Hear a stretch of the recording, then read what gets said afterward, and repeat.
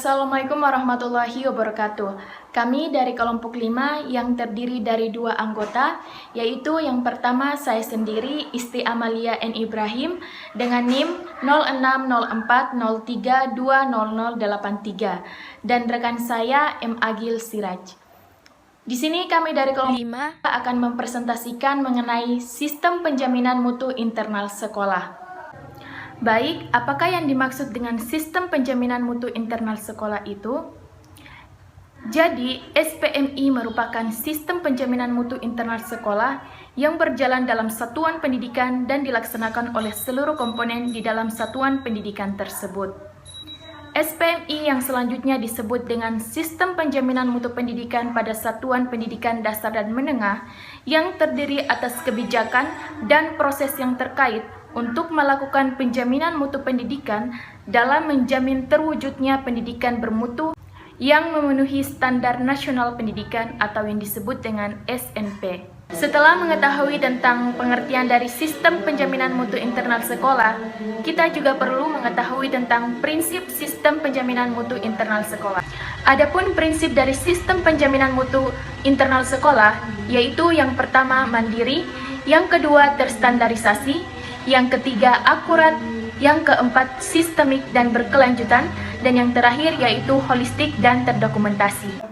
Selanjutnya kita juga perlu memahami tentang siklus dari sistem penjaminan mutu internal sekolah seperti yang telah digambarkan di samping. Langkah yang pertama yaitu dengan pemetaan mutu.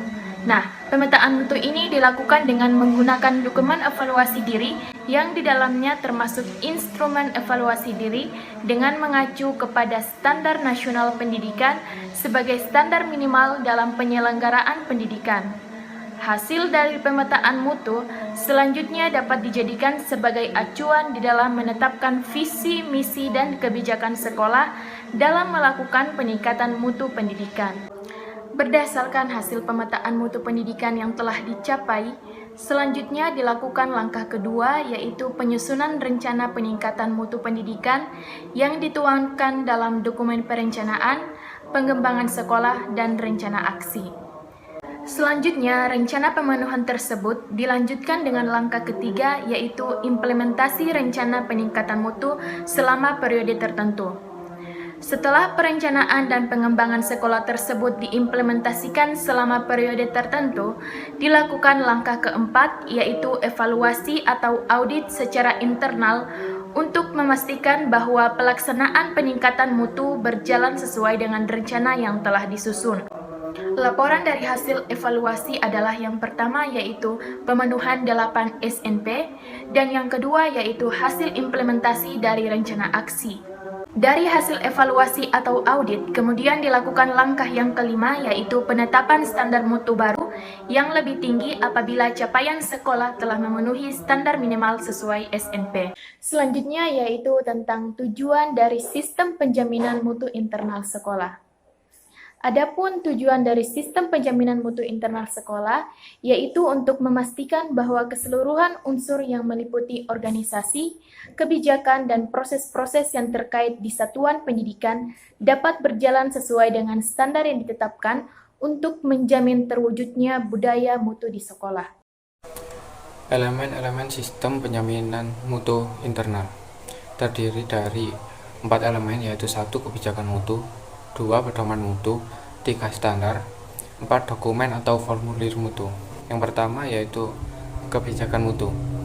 Naskah atau buku atau dokumen yang berisi definisi, konsep, tujuan, strategi, berbagai standar dan atau standar turunan prioritas SPMI. 2 pedoman mutu. Naskah atau dokumen atau buku yang berisi panduan untuk menetapkan, memenuhi, mengendalikan, dan mengembangkan, meningkatkan standar. Yang ketiga yaitu standar. Naskah atau dokumen atau buku yang berisi rumusan substansi atau isi setiap standar yang digunakan dalam SPMI PT, termasuk 8 standar minimal dari SNP. Yang keempat yaitu dokumen atau formulir mutu.